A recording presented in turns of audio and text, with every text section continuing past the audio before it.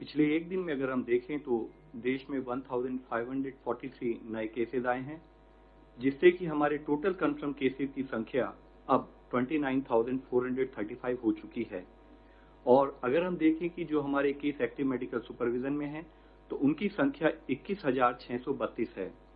अब तक पिछले 24 घंटे में 684 patients have been found cured, जिससे कि हमारा टोटल लोग जो क्योर हुए हैं वह संख्या 6,868 हो चुकी है।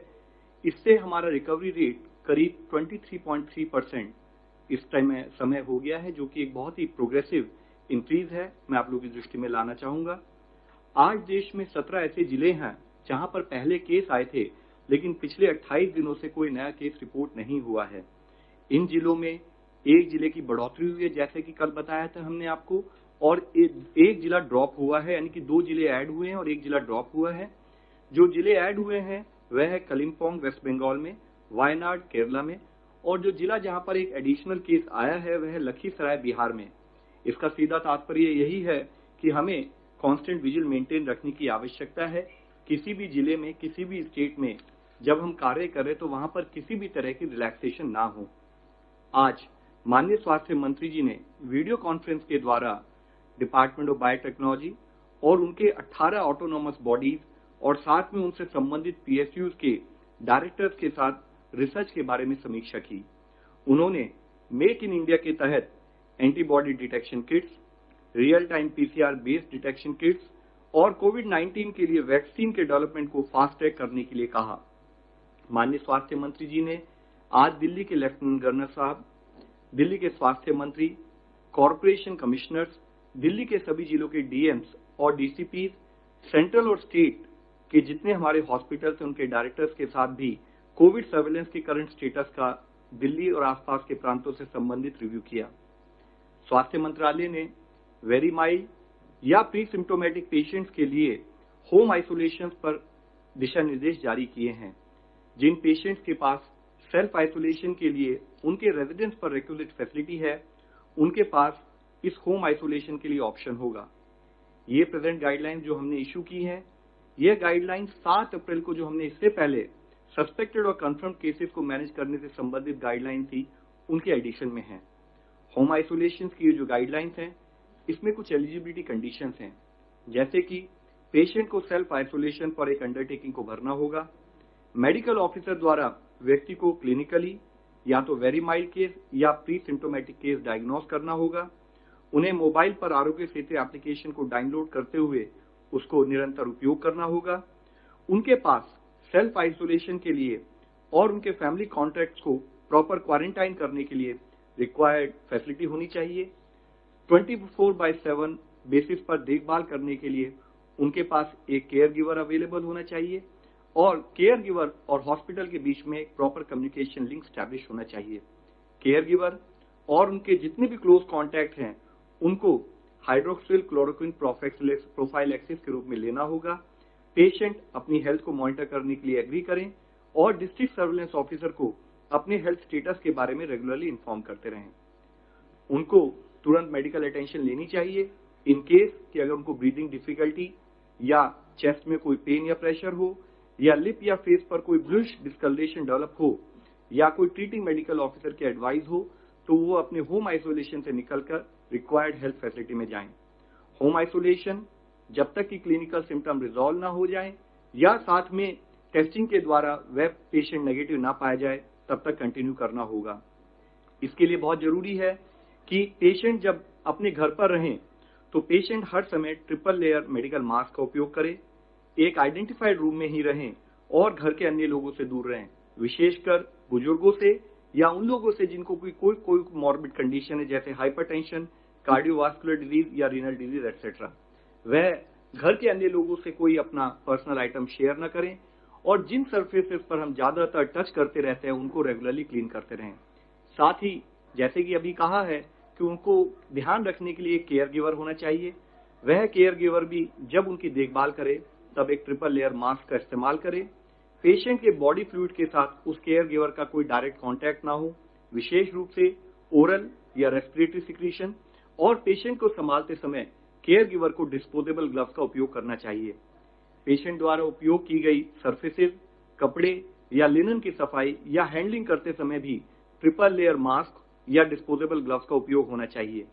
केयर गिवर और जो भी क्लोज कॉन्टैक्ट्स हैं वह भी अपना टेम्परेचर स्क्रीनिंग करते रहें, और कोई भी ऐसा इशू आए जिसमें कि उनको कोई सिम्टम दिखते हैं तो उनको हमेशा सर्वेलेंस ऑफिसर की दृष्टि में लाना पड़ेगा। इसके साथ ही आज मैं आप सब लोगों को एक मुख्य विषय के बारे में भी अवगत करना चाहूंगा। I would like to mention about the plasma therapy for कोविड-19 which has been talked about of late. इस पर काफी चर्चा हो रही है। In this regard let me clarify that ICMR has already stated very clearly that currently there are no approved therapies for COVID-19 including plasma therapy। मैं फिर से आप लोगों की दृष्टि में लाना चाहूंगा कि कोविड-19 के लिए आज देश में क्या दुनिया भर में भी कोई अप्रूव्ड थेरेपी नहीं है, and plasma therapy is one of the therapy which is being experimented with. However so far there is no evidence to support it as a treatment. यह अभी भी एक्सपेरिमेंटल स्टेज पर है। इसका कोई एविडेंस नहीं है कि इसको ट्रीटमेंट के रूप में इस्तेमाल किया जा सकता है। यूएस एफडीए ने भी इसे एक एक्सपेरिमेंटल थेरेपी के रूप में ही देखा है। आईसीएमआर ने एक नेशनल स्टडी को लॉन्च किया है ताकि वह इस थेरेपी की एफिकेसी के बारे में स्टडी कर सके। इसलिए इस विषय में यह क्लैरिफाई करना बहुत जरूरी है, अति आवश्यक है कि जब तक कि आईसीएमआर अपनी स्टडी को कंक्लूड ना कर ले, रोबस्ट साइंटिफिक प्रूफ अवेलेबल ना हो, तब तक इस थेरेपी को केवल हम या तो रिसर्च या ट्रायल पर्पस के लिए ही उपयोग करें। इनफैक्ट जो प्लाज्मा थेरेपी है, अगर इसको हम प्रॉपर तरीके से प्रॉपर गाइडलाइंस के तहत इस्तेमाल ना करें तो इससे लाइफ थ्रेटनिंग कॉम्प्लिकेशंस भी हो सकती हैं। जब तक यह थेरेपी प्रॉपरली अप्रूव नहीं है या इसकी इफेक्टिवनेस सिद्ध नहीं हुई है, तब तक इसके बारे में किसी भी तरह का दावा किसी भी स्थाई पर करा जाना बिल्कुल अनुचित है। आईसीएमआर की स्टडी के बारे में कहीं भी इस प्रकार का प्रयोग पूरी तरह से इलीगल है, और दूसरी तरफ पेशेंट की जान को इससे खतरा भी उत्पन्न हो सकता है। इस संबंध में आईसीएमआर ने डिटेल्ड गाइडलाइंस पहले से ही जारी भी की हुई हैं। साथ ही मैं आप लोगों की दृष्टि में एक पॉजिटिव न्यूज ये भी लाना चाहूंगा कि अगर हम दुनिया के 20 देश जहां पर कि अब तक मैक्सिमम केसेस डब्ल्यूएचओ के रिकॉर्ड के हिसाब से अभी तक आए हैं, उनको अगर हम नोट करें तो उनकी पॉपुलेशन, उनकी जनसंख्या करीब हमारे देश की जनसंख्या के बराबर होती है। मैं ये कहना चाहूंगा कि हमारे देश की जनसंख्या इतनी ज्यादा है कि हम कई देशों के समान हमारे देशों की जनसंख्या है। और कल का अगर हम डब्ल्यूएचओ का डेटा देखें तो हम पाते हैं कि अगर हम उन 20 देशों में आए हुए कंफर्म केसेस की संख्या लें और अपने देश की कंफर्म केसेस की संख्या लें, तो हम पाते हैं कि इंडिया में उन देशों के मुकाबले 1/84, यानी कि उन देशों में इंडिया में जितने केसेस रिपोर्ट हुए हैं उससे 84 गुना ज्यादा केसेस रिपोर्ट हुए हैं। इसी तरह से अगर हम डेथ्स की संख्या भी देखें तो हम पाते हैं कि इन 20 देशों में जितनी डेथ रिपोर्ट हुई हैं उससे इंडिया में 1/200 टाइम्स, यानी कि उन देशों में इंडिया में जितनी डेथ रिपोर्ट हुई हैं उससे 200 गुना डेथ ज्यादा रिपोर्ट हुई हैं।